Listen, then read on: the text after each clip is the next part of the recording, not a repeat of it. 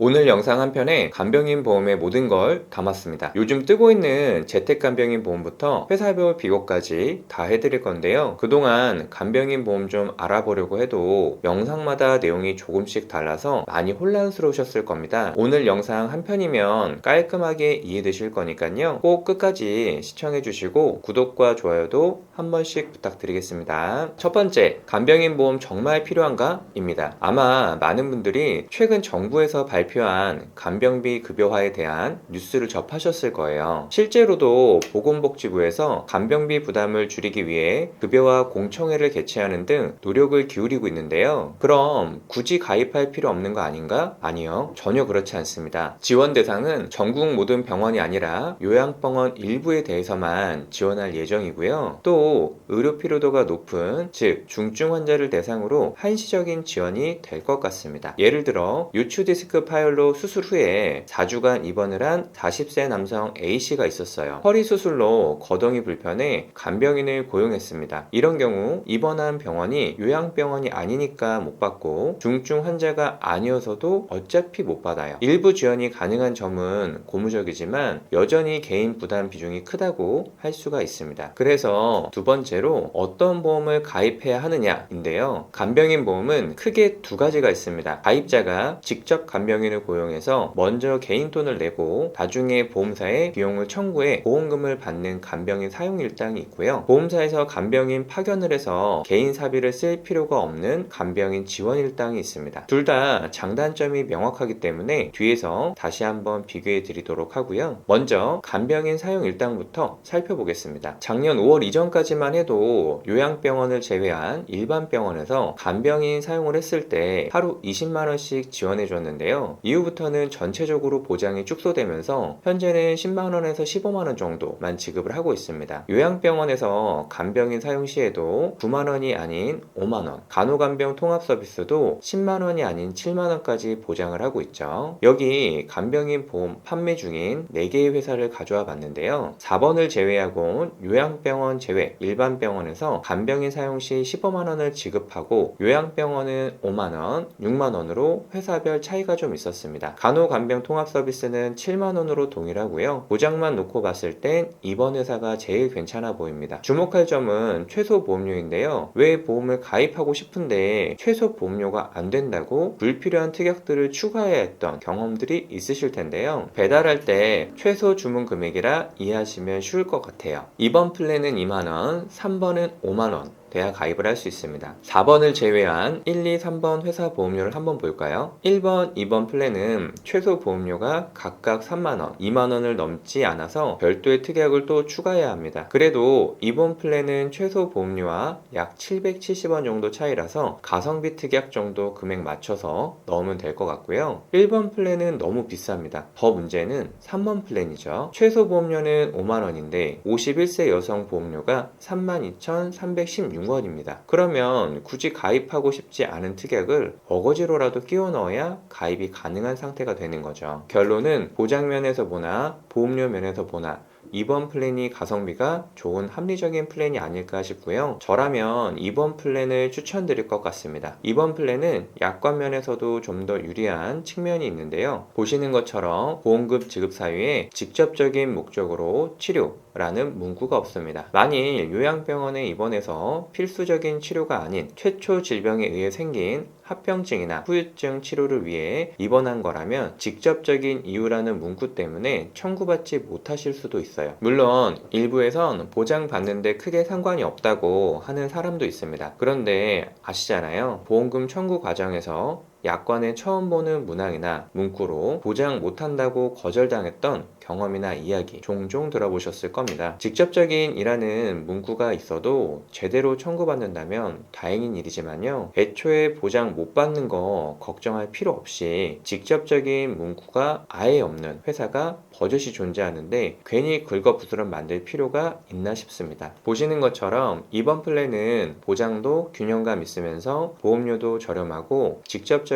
문구까지 없어서 여러 면으로 볼 때 가장 완성도 높은 플랜으로 생각하고요. 이 부분 정말 중요합니다. 181일 이상 담보인데요. 기본적으로 간병인 보험은 최초 입원일로부터 180일까지만 보장합니다. 예를 들어 교통사고로 인해 골절상을 당해 25년 1월 1일에 입원을 했어요. 거동이 불편해 간병인을 고용했고 한 달 뒤 퇴원했습니다. 이땐 하루 15만원 30일씩 총 450만원을 보험금으로 지급받았겠죠. 그런데 입원일로부터 180일이 지나 5월 1일에 또 다른 사고로 입원을 해서 간병인을 고용했습니다. 이땐 보장기간 180일이 지난 상태라서 보장을 받을 수가 없어요. 오로지 사비로 부담해야 하는 거죠. 이렇게 보장 공백을 방지하기 위해 필요한 게 바로 180일 이상 담보를 추가하는 겁니다. 단, 일부 회사에선 요양병원 180일 이상 담보가 없는 것도 있으니까 꼭 주의해 주시고요. 그런데 간병인 사용 일당도 단점이 있습니다. 일단 처음 가입할 때 설정한 금액을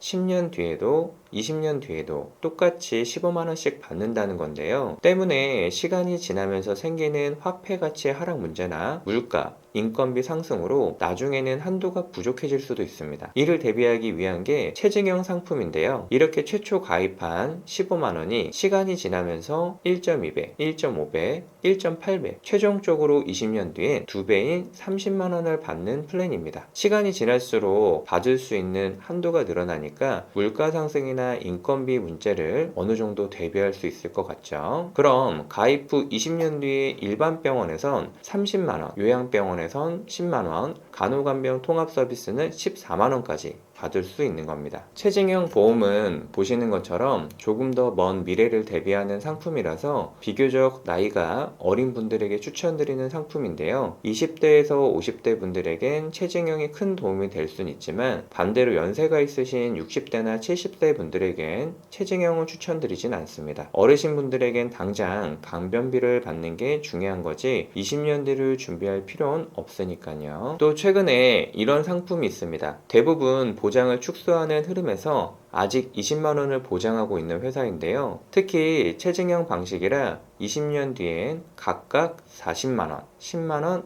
6만원까지 받을 수 있겠죠. 요즘은 병원 이력이 있는 분들이 많으셔서 유병자형일 때 보험료로 가져와 봤는데요. 50세 남자 77,623원, 여자 81,531원 정도면 가입할 수 있습니다. 기존 회사들과는 달리 15만원이 아닌 20만원으로 보장하니까 처음부터 보장을 든든히 챙겨가실 수 있겠고요. 체증형이라 먼 미래까지 대비할 수가 있습니다. 본 광고는 심의 기준을 준수하였으며 유효기간은 심의일로부터 1년입니다.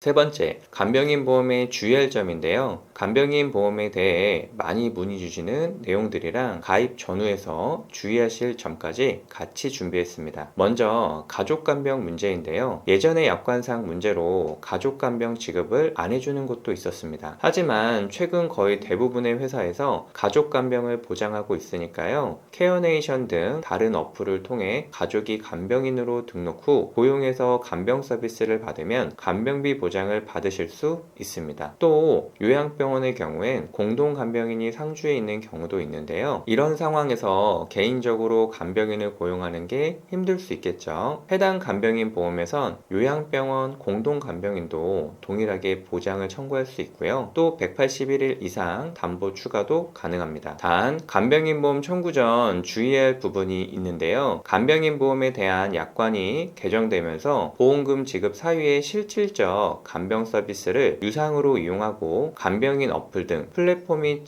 직업안정법상 직업 속의 사업으로 등록되어 있어야 합니다. 보험설계사 김사부에서 확인한 결과 대부분의 플랫폼은 문제가 없었지만 일부 아닌 경우도 있으니까 꼭 주의하셔야겠고요. 마지막으로 간병인 사용 시간에 주목해야 하는데요. 만일 간병인 사용한 시간이 7시간을 넘지 못하는 때에는 가입한 금액의 절반밖에 지원되지 않습니다. 15만원이라면 7만 5천원만 받는다는 거예요. 따라서 간병인 사용 시간 7시간 이상 꼭 기억하셔야 합니다. 그리고 이왕이면 8시간 이상 간병 서비스를 이용하는 게 좋은데요. 바로 병원이 아닌 집에서도 간병 서비스를 받을 수 있는 재택간병인 보험이 나왔기 때문입니다. 단 그 조건이 병원에서 8시간 이상 간병인 사용을 했을 때 조건을 하고 있어요. 재택간병인 특약의 보장 방식은 병원에서 간병인을 8시간 이상 이용한 경우 집에서 간병 서비스를 받을 수 있는 4시간짜리 무료 쿠폰이 지급되는데요. 이 쿠폰을 통해 집에서 요양이 필요한 때에도 간병인의 도움을 받을 수 있는 거죠. 20년 납, 20년 만기, 50세, 60세 남녀 보험료는 이 정도면 되는데요. 물론 갱신형 보험이긴 하지만 최초 보험료가 적은 편인데다가 나이 드신 분들에겐 20년 갱신형인 점이 단점이 되진 않을 거라 생각합니다. 재택간병은 단독 구성까지 가능해서 이미 기존 간병인 보험이 있으신 분들은 해당 특약만 저렴하게 가져가실 수 있는데요. 최소 보험료가 없기도 하고 꼭 재택간병인 보험과 같은 회사 보험이 아니더라도 4시간 이용 쿠폰을 발급받을 수 있기까지 합니다. 따라서 이 특약을 통해 퇴원 후에도 간병 서비스 마음껏 받아보시길 바라겠습니다. 자, 네 번째, 간병인 지원 일당입니다. 앞서 간병인 사용 일당에 대해 말씀드릴 때 잠깐 언급드렸는데요. 간병인 지원 일당은 보험사에서 간병인을 파견해 주기 때문에 가입자가 인건비를 지불할 필요가 없습니다. 덕분에 간병인 사용 일당의 단점이었던 물가 상승, 인건비 상승, 화폐 가치 하락 등의 문제를 겪으실 필요가 없죠. 다만 단점도 분명합니다. 먼저 갱신형이라는 점이에요. 일정 시간 뒤에 보험료가 인상되는 문제가 있어서 나이가 어린 젊은 층에게는 그닥 추천드리지 않습니다. 또 간병인이 필요로 한 날로부터 48시간 이전에는 보험사에 요청을 해야만 간병인 파견을 받을 수 있고요. 갑작스러운 교통사고 등으로 입원해야 할 땐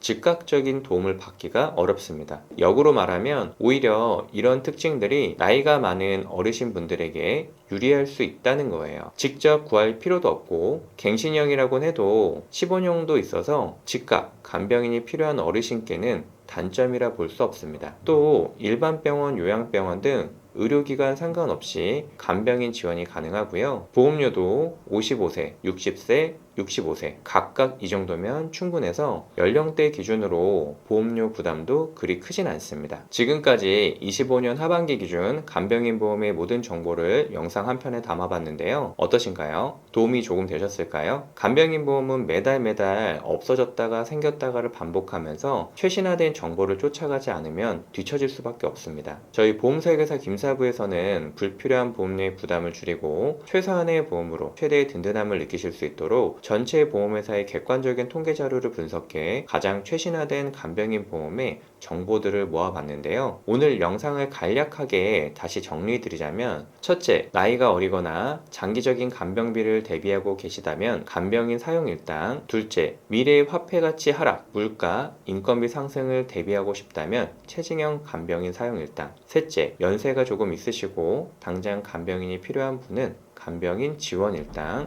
넷째, 집에서도 전문 요양 보호사를 통한 간병 서비스를 받고 싶다 하시면 재택간병인 보험, 개인의 상황에 맞게 최적의 유리한 보험은 이렇게 정리해 볼 수 있겠습니다. 끝으로 주의하실 점은, 첫째, 1년 내내 보장 공백 없이 받고 싶으면 180일 이상 담보를 추가해 주시고요. 둘째, 만일 후유증, 합병증 등 보장을 못 받을 수도 있으니 직접적인 치료 문구를 확인하시고, 셋째, 플랫폼 및 직업안정법상 직업 속에 사업으로 등록되어 있는지를 확인해 주시고요. 넷째, 추가 증명 서류 요청이 있을 수 있어 간병인 서류 준비는 철저히 해주시면 됩니다. 그리고 다섯 번째는 간병인은 8시간 이상 사용해야 많은 혜택을 받을 수 있고요. 이렇게 5가지로 정리해 봤습니다. 정확한 간병인 보험 설계나 보험 가입이 필요한 때 언제든 보험설계사 김사부에게 연락을 주시면 여러분의 인생 리스크를 최대한 줄여드리겠습니다. 오늘 영상이 도움이 되셨다면 구독과 좋아요도 한 번씩 부탁드리고요. 영상 끝까지 시청해 주셔서 감사합니다.